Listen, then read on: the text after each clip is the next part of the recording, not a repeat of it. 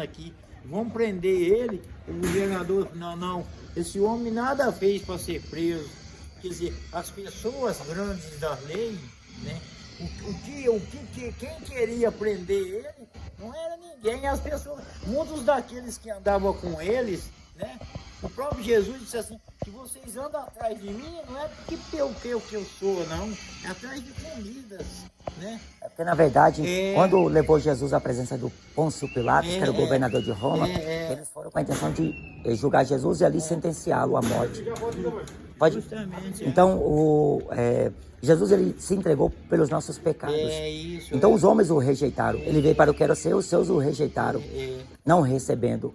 Então, os discípulos, Jesus, quando multiplica ali pães e peixe, a multidão de discípulos, que não eram os 12, eles buscavam Jesus pelo pão. Não era pela palavra. Então, eles só queriam Jesus por bem-estar. Como muita gente hoje em dia. Hoje em dia não é diferente. As pessoas querem Jesus para ter uma casa boa, um carro bom, ter saúde, mas não é essa a proposta do Evangelho. A proposta do Evangelho é o homem padecer, perder a vida por amor de Jesus e por amor da palavra de Deus. Porque aquele que busca salvar a sua vida perde a salvação, mas aquele que perde a vida por amor de Jesus, ele ganha a salvação. Então, os homens estão confiando no poder do dinheiro, no poder do braço, estão confiando em governos, confiam em líderes religiosos, mas não confiam na palavra de Deus, em Jesus em si.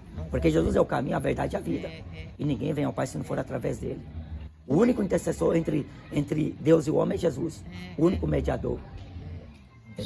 Só que o homem enxerga Jesus com um outro modo, com uma outra personalidade. E com uma visão carnal, né? Ele enxerga Jesus como um grande patrimônio. Exatamente. Eu já vi crente falar assim dentro da igreja, se Jesus não me dá um carro aqui, está fora de mim. Porque um homem desse já está fora de Deus há muito tempo. Já faz ele já tempo. está na usura. Porque eles buscam Jesus por interesse. Paulo fala na primeira carta de Coríntios, capítulo 15, que se nós pensarmos em Cristo Jesus só para esta vida, somos os mais miseráveis de todos os homens.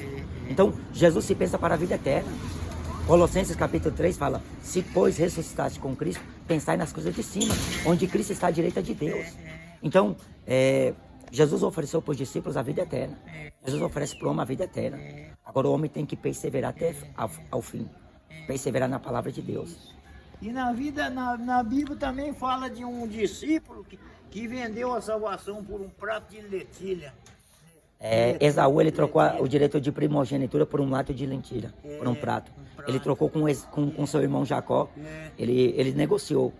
O direito de primogenitura do filho primogênito mais velho era a herança que ele tinha do pai, a bênção de Deus, na simbologia da salvação do homem. Então muitos estão trocando a salvação pelas coisas materiais. Isso aí simboliza esse mundo que nós estamos vivendo hoje.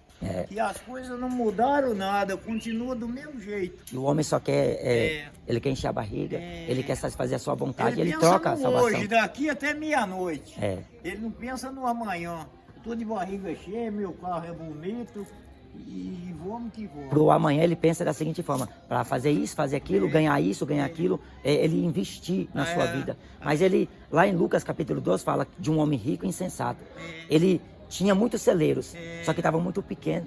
E ele pensou consigo, eu vou destruir esses, vou construir outros maiores. Então ele, pensando assim, que ele ia fazer a propriedade aumentar, os seus ganhos aumentarem, então ele falou consigo, alma, tens muitos bens para muitos anos, descansa, bebe, come e folga. Mas no versículo 20 Deus fala, e Deus lhe disse, louco, esta noite pedirão a tua alma, e o que tens preparado para quem será?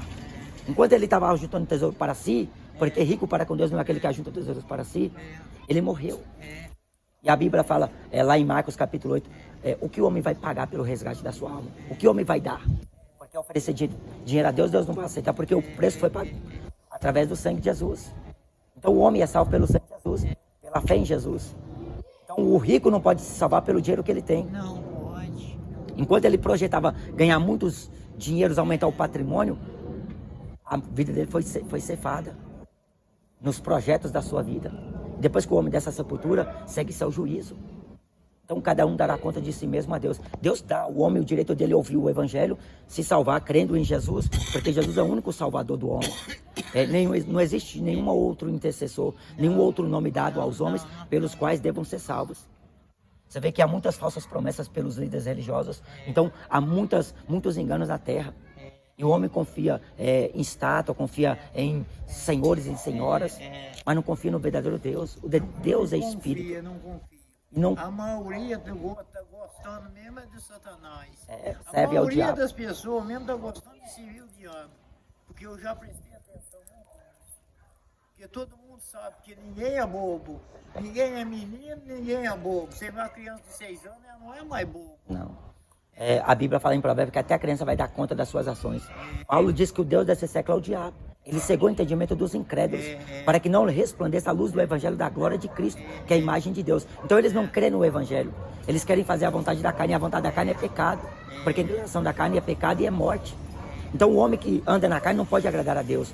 Tem que andar em espírito. No espírito de Deus. Porque o espírito de Deus é vida e paz. Então Jesus falou que as suas palavras são vida e espírito. Todo aquele que tem Jesus tem a vida eterna. Mas glória a Deus, que Deus venha alcançar muitas almas através do evangelho.